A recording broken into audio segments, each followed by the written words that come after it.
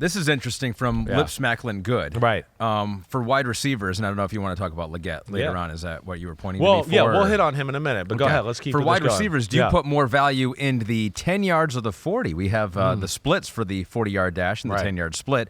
He goes, both are valuable, but I feel like if you have elite 10 speed, you're better at getting separation at the line of scrimmage and can run better routes. Thanks as always. Yeah, no, it's an interesting conversation. Listen, in both worlds, you'd like both to be pretty damn good, right? Yeah. Right? I mean, I guess I'd rather have the crazy 40 time, right?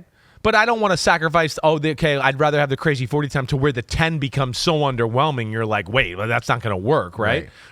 So almost impossible to do that, it right? usually is impossible. Exactly right, for the most part.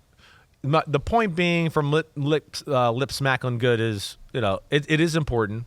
And there is something to be gleaned by the 10-yard split. I mean, his 10-yard split was like special, out of this world. 149, like that's insanity, and then membranity, right? So there is things to be learned there. And again, like a guy like Deebo Samuel would have a great 10-yard split. He can get off the line of scrimmage, he can catch the ball, and he can accelerate, right? But where that becomes, the rest of it becomes a negative, and now we only run a 10-yard split that's probably elite, but then the 40's kind of just like, it's good, right? Okay, well, that's why, you like both, because we just saw in the Super Bowl, you might get off the line of scrimmage, but damn, he couldn't get open the whole game. He couldn't get open against Kansas City because those guys were like, Jerry's team was like, I'm 2/10 faster than you.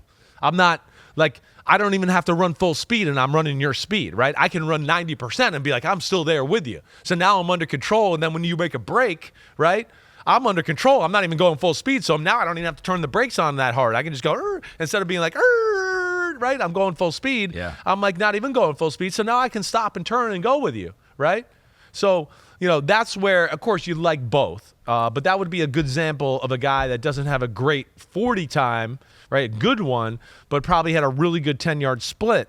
And, that's where, sometimes the rubber can meet the road there because, we're not seeing Deebo Samuel just run by people and catch 60-yard bombs because he doesn't have that kind of long speed. I thought it was really illuminating, too, when NFL Network did the Ghost Runner, too, where they kind of superimposed one guy John over another Ross guy. and Xavier? They did that. Well, yeah. And he was because he beating beat him easily on the 10, did. right? That was shocking. So, and also in showing the difference between, because my mom was there. I was watching with my mom. They came over, and my son he's super into it now, and so he was watching it. And she was like, come on, 4-3, 4-4-5. Does it really matter? And they showed the difference between a 4-3 and like a 4-4-5, and it was about 2 yards, maybe even 2.5 yards. Right. And which is crazy after 40 yards, and you're like, okay, that's a deep bomb, but that's significant. That's 2 yards of separation. That's the difference between a touchdown and getting it knocked away by the DB. Exactly right. Or you got the ball in your hand and you get tackled at the 2-yard line. Now we don't get in the end zone because they made a goal line stand. Yeah. And the other guy's in the end zone, right? And it's going,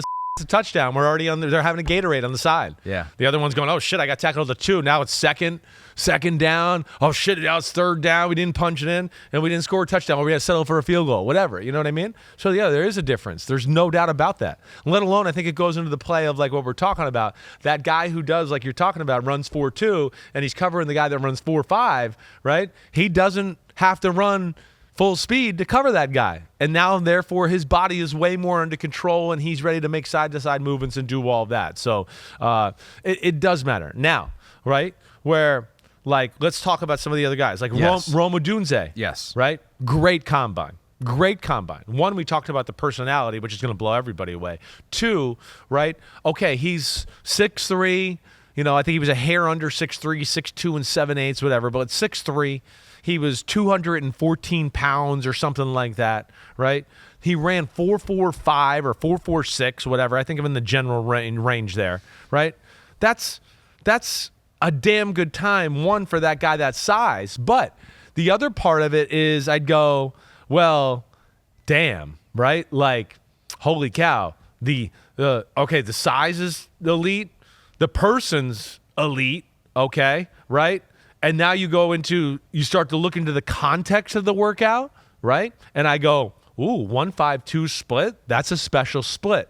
So here's a guy that's going to be able to get off the line of scrimmage and accelerate. 6-8-8 cone drill for somebody that size is incredible. That tells you he's got hips. He can jam his foot in the ground and cut and change directions. So he's going to be able to run routes, right? So he's big, right? He's got good speed. I know it's not great speed, but he's got great acceleration and explosion, 39-inch vertical, and then has the ability to change directions and have loose hips is what the 3-cone drill and the 20-yard shuttle show you. That, to me, was an elite workout, right?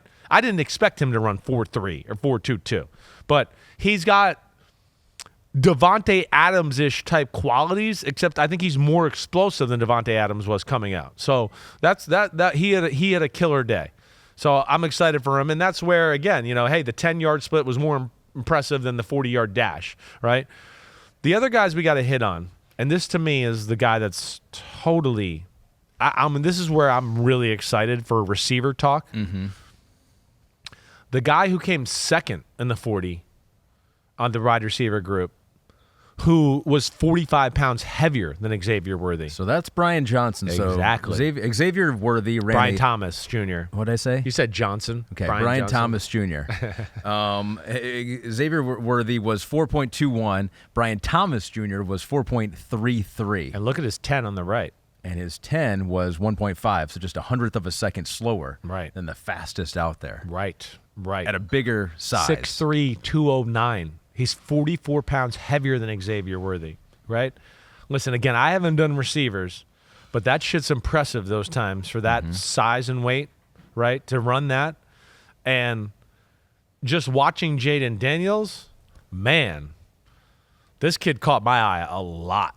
I mean, a lot. I mean, I kept looking at this kid, and, this is probably going to cause people to plagiarize my rankings already or whatever, but just to go off the quick look of watching Jaden Daniels, like, are we sure this guy isn't in the class with Marvin Harrison Jr. and Dunes and Neighbors? Are we sure about that? Because, I mean, I'm watching this guy, and I'm going, am I watching A.J. Brown or am I watching Brian Thomas Jr.? Like that's what I kept saying. I mean, that's what it looked like to me. So he killed it. He got kind of screwed over by Xavier Worthy. Like, if it's not Xavier Worthy breaking the record, I think if even Xavier Worthy runs 4.23, we're talking about Brian Thomas Jr. today as the guy that stole the show at that size and all that. But since he broke the record, that changed it. So he certainly popped. And then, like you talked about, Xavier Leggett, I think that's how you say it. That's another one that was kind of eye-popping. First off, I mean, he's built like an Adonis, right? 6'1", 221. Right. I mean, it's thick. That's like a power running back. Look at his. I mean, you see his neck and his body, but then to run 4.39, right, with a 1.54 split, to have that type of body and thickness and all that. Wow. I mean, how could I not be impressed by him? I thought he was another guy that certainly just looked the part, right? Let alone have the explosive ability to do that. Love the Florida receiver, Ricky Peaw. Yep. Right? I thought he was impressive.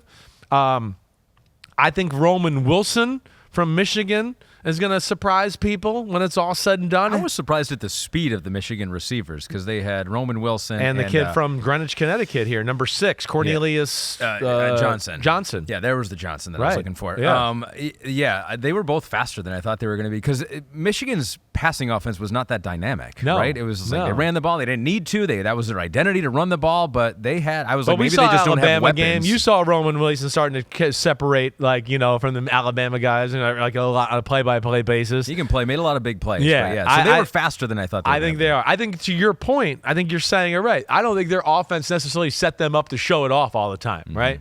To where, again, Jim was one of those guys that was like, yeah, we might be able to throw a 50-yard bomb here, but we can definitely run up the middle for 7. So let's just run up the middle for 7, right? That's kind of where they are, which it hurts them in the big picture of things. But, him, and then, even a guy like Ladd McConkey running 4.39. I like that. Of course, that was going to be questioned there. Just like, wait, he's, white guy receiver. Can he really run like that? Him and Ricky Peaw, they ended that conversation right away and showed that they're made to play slot receiver in the NFL. So we're going to be talking about wide receivers for a lot, and it's getting to the point where it's like there are so many wide receivers, and I feel like we've said this last year, the year before. It's just like there are a ton of wide receivers out there. Uh-huh. And we're getting to the point where you're like, there's so many wide receivers, and everyone's like, oh, they're all going to get paid. I was like, is that really true? I was like, I almost feel like the opposite now, because you can wait until second round, and you're like, that dude is a first-round talent or can do things that a first-rounder can do. I think it's going to devalue it as a whole, like you're saying. It has to at some I don't point. think, though, where I think it'll be different than running backs is if you made me guess, I don't think the top-end guys will be devalued. You know what I mean? Mm-hmm. There's going to be like, wait, Justin Jefferson, receivers grow on a tree, but Justin Jefferson doesn't. Yeah. Right? You know, Tyreek Hill doesn't. Right? You know, that group right there, Jamar Chase does not grow on a tree. Like, that's where those will be the ones, right, where we see all Tennessee make a mistake and go, no, you should have paid A.J. Brown and not drafted Treylon Burke. You made a mistake. You had one of the unicorn receivers. You don't let that go, right? Right? So where I can see that. But then it's the other ones that I think it's going to fall. Like, ooh, he's a really good number 2. All right, but we could find a number 2 and a number 3 in the draft for sure, right? And I think that's where it's going to get valued or devalued, I guess. We'll see. I just a theory I have. I haven't thought about it a ton. I think a lot of teams will think that this year, right? That need a good number 2 receiver and don't really want to pay for it. It'll be like, we can find it in the draft. I think so. It sounds like it. It looked like it. That there's a lot of good-looking depth to be had here in this draft. People are saying that about offensive line as well. Yo, homies, what's up? I know it's the offseason, but it's never the offseason on Chris Simms Unbuttoned. Me and Ahmed Fareed are going to be here for it all. You know, we got free agency. We're going to break it all down. The draft, the rankings of positions. Of course, we're going to unpack it all. Hit subscribe, get to my free agency reactions, 2024 draft rankings, and more. Thanks again for watching. Peace out, homies. See you soon.